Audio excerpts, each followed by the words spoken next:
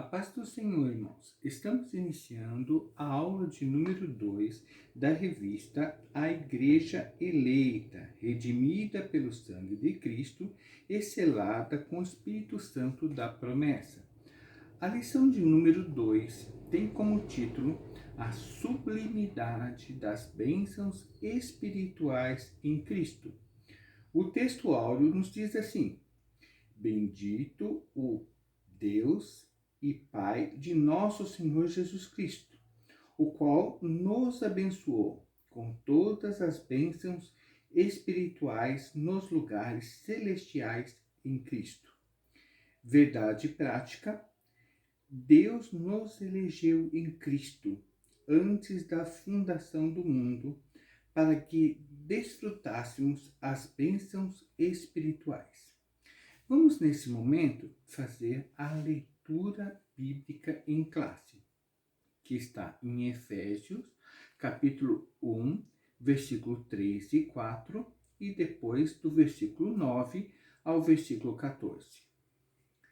Bendito o Deus e Pai de nosso Senhor Jesus Cristo, o qual nos abençoou com todas as bênçãos espirituais nos lugares celestiais em Cristo. Como também nos elegeu nele antes da fundação do mundo, para que fôssemos santos e irrepreensíveis diante dele em amor, descobrindo-nos o mistério da sua vontade, segundo o seu beneplácito, que propusera em si mesmo, de tornar a congregar em Cristo todas as coisas na dispensação da plenitude dos tempos, tanto as que estão nos céus como as que estão na terra. Nele digo, em quem também fomos feitos herança, havendo sido predestinados conforme o propósito daquele que faz todas as coisas, segundo o conselho da sua vontade, com o fim de sermos para louvor da sua glória, nós os que primeiro esperamos em Cristo, em quem também vós estáis, depois que ouvistes a palavra da verdade, o evangelho da vossa salvação, e tendo nele também crido, fostes selados com o Espírito Santo da promessa, o qual é o penhor da nossa herança, para a redenção da possessão de Deus, para louvor da sua glória. Interessante aqui nós meditarmos, irmãos, nesta palavra que nos diz assim, que Deus nos elegeu antes da fundação do mundo. Sabemos que o nosso Deus é onisciente, onipotente, onipresente e sabe de todas as coisas. Ele já no início, antes que o mundo fosse criado, ele já sabia que nós estaríamos aqui, que nós o aceitaríamos, que nós creríamos na sua palavra e por isso ele nos elegeu para que nós viéssemos a fazer a sua vontade sobre a face da terra. Vejamos, irmãos, o que diz a introdução desta lição. Nos diz assim: nesta lição vamos abordar a grandeza, a excelência e a perfeição do projeto divino para conceder bênçãos espirituais aos seus escolhidos. Desde a eternidade, aprove a Deus executar um plano de restauração e reconciliação com a humanidade caída. Por isso que, na carta, o apóstolo Paulo se mostra profundamente agradecido pela revelação do mistério que estivera oculto desde todos os tempos. Ele nos convida a louvar e glorificar a Deus pela sua bondade e misericórdia para com todos os pecadores. Então vemos aqui, irmãos, que o Senhor já havia estabelecido um plano desde antes da criação do mundo. Sabemos que nós muitas vezes não entendemos aquilo que o Senhor tem planejado para cada um de nós. Mas o Senhor, desde o início, já sabia que nós se nós creríamos ou não creríamos na sua palavra. E ele também sabia que o homem que foi criado perfeito, à sua imagem e semelhança, ele ia pecar, ele ia desobedecer a sua palavra. E era necessário, então, que ele estabelecesse um plano de salvação para esta humanidade caída. E desde o princípio, então, já estava estabelecido por Deus que Jesus ia vir à Terra, pagar o preço do nosso pecado para que nós alcançássemos a salvação. No tópico 1 da lição, nos diz assim: a nova posição em Cristo. No passado, estávamos perdidos e condenados à morte eterna, mas por sua infinita graça, Deus nos outorgou em Cristo o privilégio da salvação. Então vemos aqui que a salvação vem a nós não por nosso mérito, mas pela graça de Deus. Pela graça sois salvos mediante a fé, e isso não vem de vós, é dom de Deus. A doxologia. Após expor os versículos de abertura da epístola, o apóstolo Paulo apresenta uma sequência de texto que se caracteriza pela verdadeira adoração e bondade ativa de Deus. Ele começa pela frase: bendito o Deus e Pai de nosso Senhor Jesus Cristo, onde bendito significa digno de louvor. O apóstolo dá sequência até o versículo 14 por meio de um maravilhoso tributo ao Eterno e suas muitas bênçãos concedidas aos homens. Nesse trecho bíblico, trata-se de um hino teológico de gratidão, caracterizado pela repetição do seguinte refrão: para louvor e glória da sua graça, ou para louvor da sua glória. O Senhor criou o ser humano e também criou todos os anjos no céu para o glorificarem, para o adorarem. Nós sabemos que uma parte dos anjos no céu se rebelou contra Deus. E também a humanidade pecou contra o Senhor e desobedeceu a sua palavra. Mas ainda existe um povo que o adora, que o louva, que sabe agradecer por tudo que Deus tem feito por cada um de nós. E esse povo é a Igreja de Deus, que foi estabelecida pelo Senhor na terra para o louvar, para o adorar e para anunciar a sua palavra. Vejamos bem aqui, irmãos, o que diz o texto aqui. Aquele do qual devemos adorar está identificado na expressão Deus e Pai de Jesus Cristo, uma clara referência à Santíssima Trindade, com ênfase na natureza divina de Jesus, seu Filho. Vejamos agora o que o texto nos fala a respeito das bênçãos espirituais para a Igreja de Deus.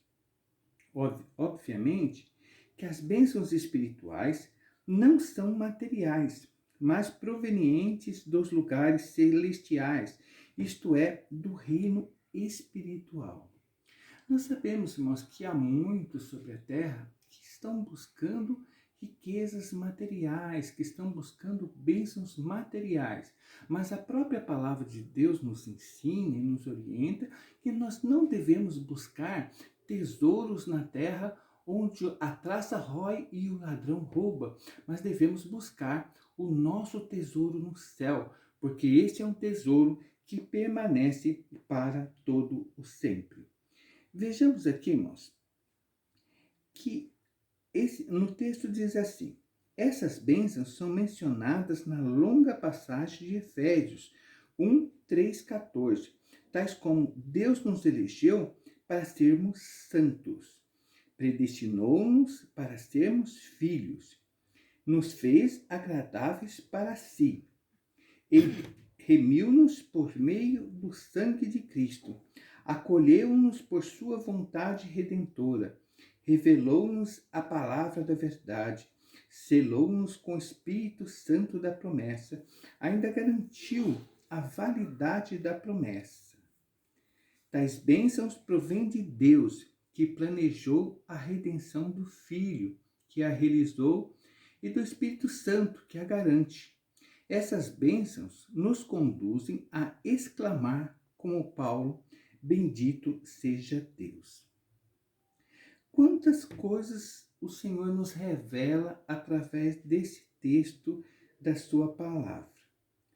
O Senhor nos escolheu para sermos santos. O Senhor nos escolheu para que nós tivéssemos uma vida diferente daquela que as pessoas que não têm compromisso com Ele vivem no mundo. A nossa vida, ela tem que ser diferente. Tem que ser uma vida de santidade, uma vida de adoração a Deus, uma vida para buscar a face do Senhor nosso Deus. Predestinou-nos para sermos filhos, através da misericórdia de Deus, desde o momento que nós aceitamos Jesus como nosso Salvador. Nós somos herdeiros de Deus, co-herdeiros de Cristo, pela sua misericórdia. Nos fez agradáveis para si. O Senhor, a partir do momento que nós tomamos a nossa decisão de servi-lo, o Senhor passa a se agradar de nós. Quando nós assumimos um compromisso de servir ao Senhor de todo o nosso coração, de todo o nosso entendimento, de toda a nossa alma, nós podemos crer que o Senhor estará conosco durante todos os momentos da nossa vida. Aqui nos diz que Ele remiu-nos por meio do sangue de Cristo. Nós estávamos perdidos, mas através do sangue de Cristo, o Senhor nos concedeu a salvação eterna. Acolheu-nos por sua vontade redentora. O Senhor criou o homem para que o homem fosse perfeito.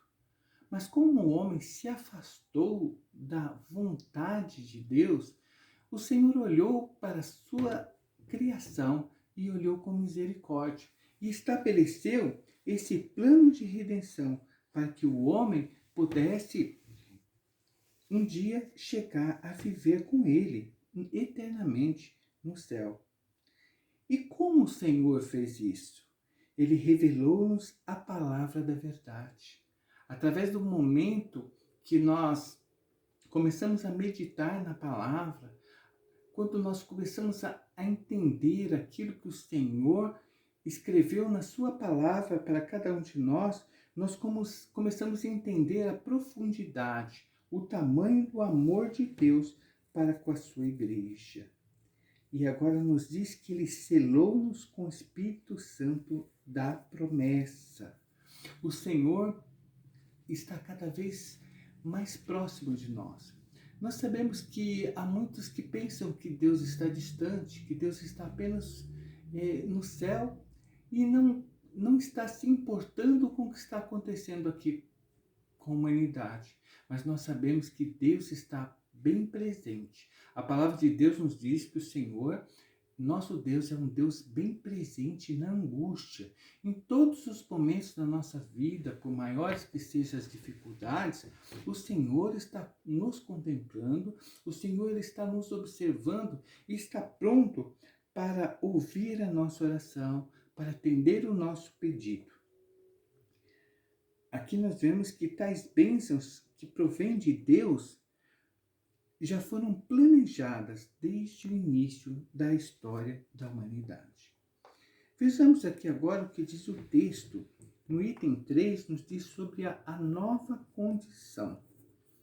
A expressão em Cristo significa que somos abençoados com toda a bênção espiritual, a partir de sua pessoa e obra realizada no Calvário.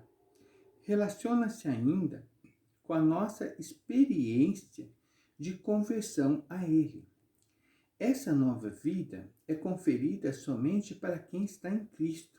isto é, o oposto da antiga vida em Adão, escravizada pelo pecado. Desse modo, não andamos mais em trevas, mas como filhos da luz. Portanto, nossa nova posição é caracterizada pela salvação em Cristo e por isso desfrutamos de todos os benefícios advindos dessa redenção.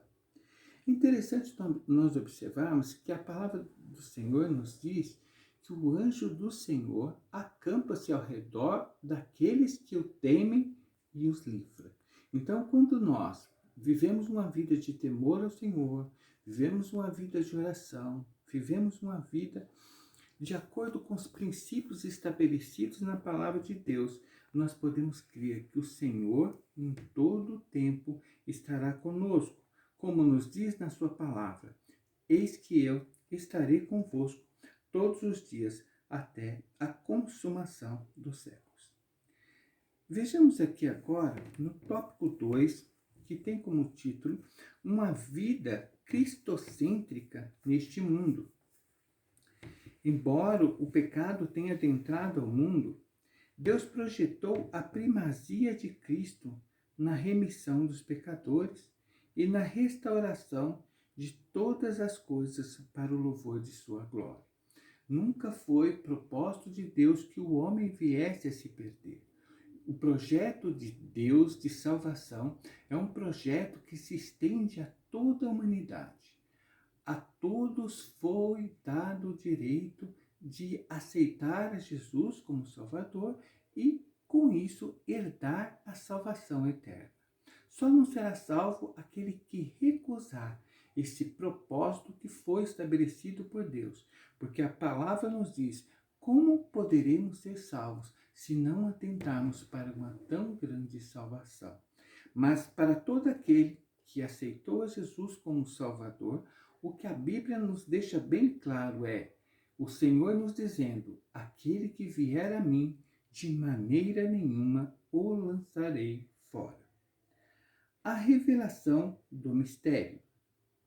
A frase descobrindo-nos o mistério da sua vontade sinaliza a revelação da verdade que estava oculta aos santos de Deus. Nós vemos que a Bíblia ela foi escrita progressivamente. Muitos povos antigos ainda não tinham conhecimento da palavra de Deus, porque esta palavra ainda não havia sido escrita. Mas o Senhor, no decorrer da história da humanidade, ele foi trazendo para nós a sua vontade através da sua palavra. Vários homens que foram escolhidos por Deus foram escrevendo, inspirados pelo Espírito Santo de Deus, para nos revelar qual que era esta vontade de Deus. E nós sabemos, como nos diz a palavra, que a palavra de Deus, a vontade de Deus, ela é boa, perfeita e agradável. Essa verdade diz respeito aos decretos eternos que Deus planejara por sua soberana vontade, com o propósito de salvar os pecadores. Essa vontade divina é revelada segundo o seu beneplácito, isto é, de acordo com o que lhe agrada fazer por amor e misericórdia.